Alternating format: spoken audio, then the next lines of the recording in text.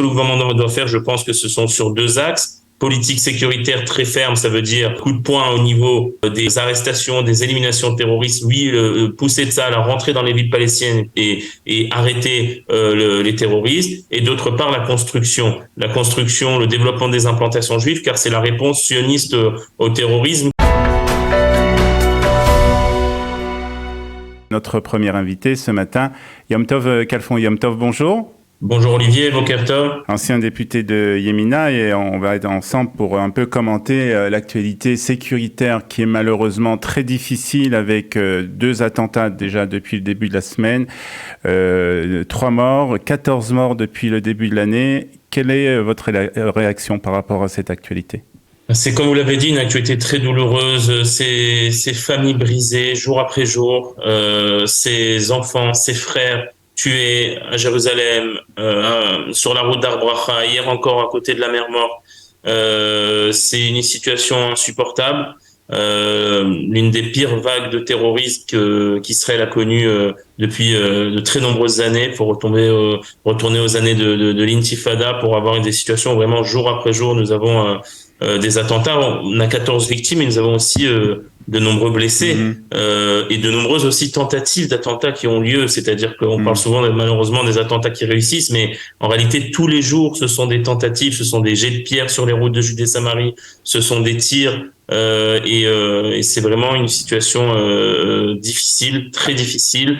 L'ambiance je voudrais dans la rue israélienne n'est pas bonne. Nous avons tous des enfants, nous avons tous des familles et donc cette situation est très difficile. Alors je voudrais justement parler de cette situation et plus particulièrement du gouvernement qui visiblement a du mal à contrôler cette situation pour la raison justement que ces attentats sont réalisés par on va dire des terroristes qui ne sont pas liés à des organisations comme le Hamas, le djihad islamique, et qui sont en fait souvent des initiatives, on va dire des initiatives personnelles, ce qui rend plus difficile encore le contrôle justement de ces terroristes.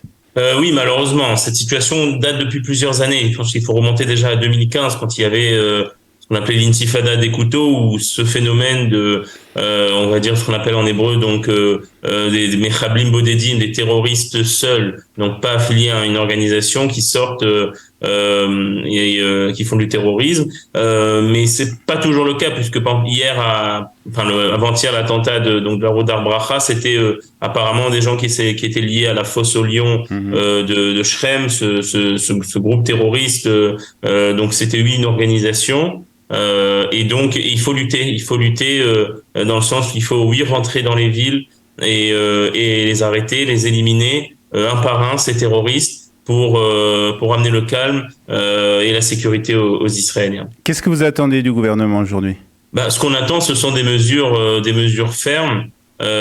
Surtout que les gens qui sont aujourd'hui dans la coalition étaient ceux de l'opposition d'il y a 1 an. Et quand ils étaient dans l'opposition, ils avaient appelé le précédent gouvernement à ne pas céder au terrorisme, avaient même accusé ce que je ne ferai pas moi, le précédent gouvernement du terrorisme lui-même, puisque le précédent gouvernement composait un parti arabe en son sein, et avait fait la précédente opposition avait créé un lien de cause à effet entre le terrorisme et la composition gouvernementale. Nous voyons que malheureusement, heureusement que ce n'est pas comme ça, mais que ça n'a aucun lien. Aujourd'hui, nous avons un gouvernement totalement à droite et il y a aussi du terrorisme. Donc le terrorisme n'est pas lié à la composition de tel ou tel gouvernement, mais à quelles actions que le gouvernement fait. Et ce que le gouvernement doit faire, je pense que ce sont sur 2 axes. Politique sécuritaire très ferme, ça veut dire coup de poing au niveau des arrestations, des éliminations de terroristes. Oui, pousser de ça à rentrer dans les villes palestiniennes et arrêter les terroristes. Et d'autre part, la construction,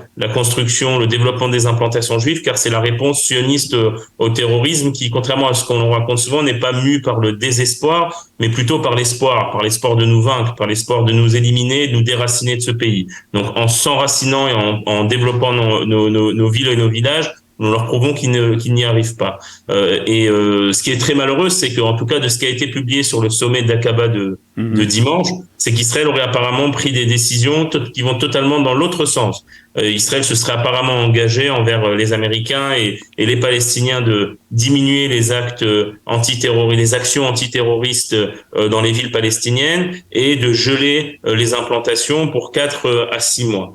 J'espère que ces informations sont fausses et j'espère qu'il n'y a pas eu de décision dans ce sens, car pour moi ce serait totalement contre-productif. Vous avez l'impression que le gouvernement israélien, malgré la présence de Bezalel Smotrich et d'Itamar Ben-Gvir, est un gouvernement faible? Moi, je ferai attention de ne pas utiliser ces mots qui ont été utilisés par le passé par les membres de l'actuel gouvernement contre la coalition dont j'étais membre, parce que mon but, encore une fois, nous vivons en Israël tous ensemble, et mon but n'est pas de jeter la pierre et d'utiliser des termes de ce genre. Moi, ce que je regarde, ce sont les décisions qui sont prises, et pas les personnes. Je ne vais pas prêter ni à Smotrich, ni à Ben-Gvir, ni à Netanyahou lui-même de mauvaises intentions. Je pense qu'ils veulent la sécurité du pays, mais par contre, oui, je ne manquerai pas de critiquer leurs décisions, comme c'était le cas. Si vraiment à Aqaba, ils ont décidé de ne pas laisser Tsahal agir dans les villes palestiniennes ou de geler la construction dans les implantations, je serai le premier à critiquer cela, comme j'ai critiqué aussi hier le fait qu'en parallèle de l'enterrement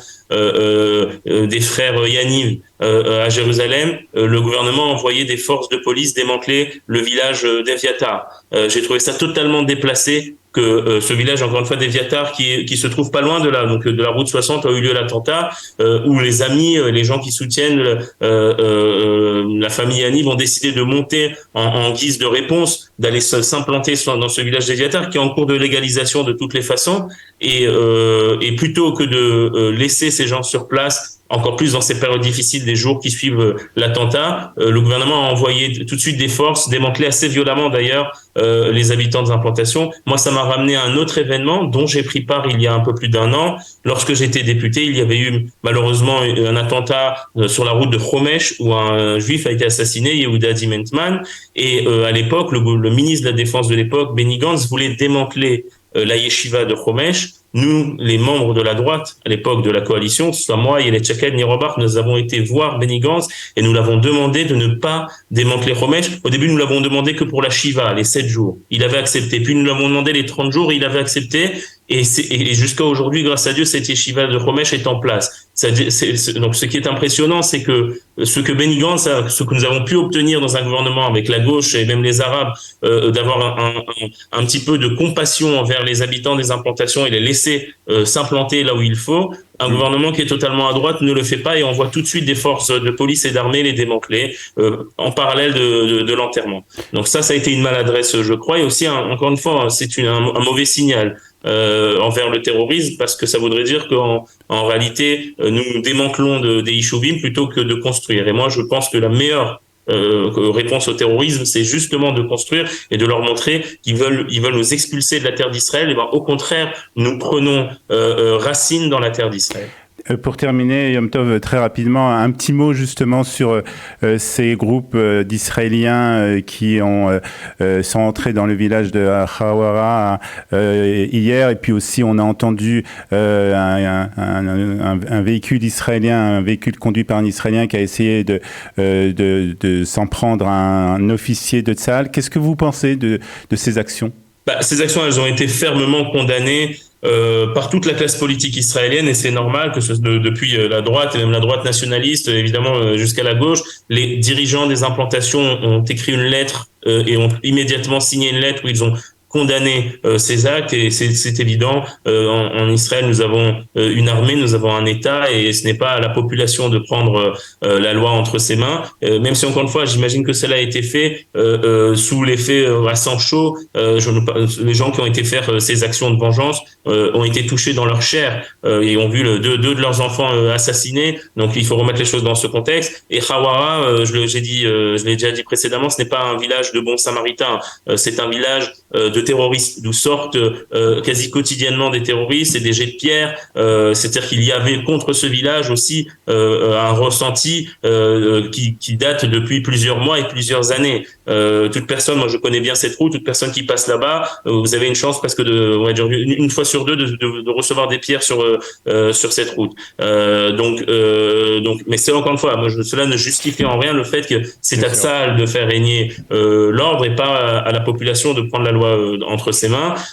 Encore évidemment que ça c'est évident que personne ne doit porter atteinte aux soldats de Tsahal, et dans aucune situation et dans aucun contexte on lève la main sur un soldat ou sur un policier. Je crois que d'ailleurs que au niveau des faits, ce n'est pas encore si évident que ça qu'il y a eu des actes de violence envers les soldats, et j'espère qu'il n'y en a pas eu. Et en tout cas, c'est très important de le dire, d'une part évidemment de condamner, mais non plus de ne pas transformer non plus le village de Khawara en victime non plus. Je vous rappelle que ce qui se passe, c'est que c'est de ce village que sortent des terroristes qui tuent quasi, ou qui essayent de tuer quasi quotidiennement des juifs. Ok. Alors il faut parce qu'on a vu dans les médias qu'on en a presque plus que parlé de Khawara que des victimes des deux frères Hallel et Yagel Yaniv, au lieu de parler d'eux et de l'acte terroriste en lui-même. Les gens ont été parlés des représailles et des vengeances qui ont été faites par la suite, y compris dans la presse internationale.